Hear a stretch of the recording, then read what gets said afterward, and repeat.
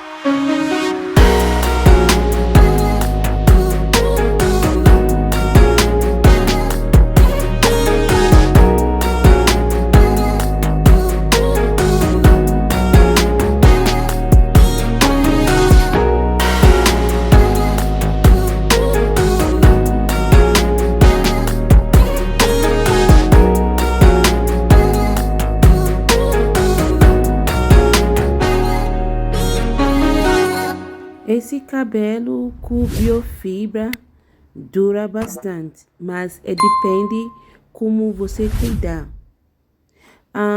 Você precisa usar mousse para soltar a cacho, para a cabelo durar mais para você. Outra coisa, você não precisa lavar todo dia não. Não é bom para você fazer cabelo hoje, lavar amanhã, assim a cabelo vai estragar. This boho braid lasts so much, but it depends on how you maintain it. You need to be using mousse to bring out the coils. And one other thing, you don't need to be washing this hair all the time, because there are some people that will do hair today and they will wash it tomorrow. By so doing, the hair will not last. So if you want this hair to last for you, you have to take care of the hair. Thank you so much for watching. Please like, subscribe, comment and share. Thank you guys. See you guys in my next video. Esse boho braid dura bastante, mas depende como você cuida esse cabelo. Porque tem alguns que fazem cabelo hoje, vai lavar amanhã. Se você fazer assim, a cabelo não vai durar. Se você quer para cabelo dura, você precisa cuidar esse cabelo bem. Usa mousse para soltar os cachos. Obrigado por assistir. Que Deus abençoe cada um de vocês. Por favor, deixa like, comenta, compartilha e inscreva no meu canal. Até o próximo vídeo. Obrigada. Beijo. Tchau.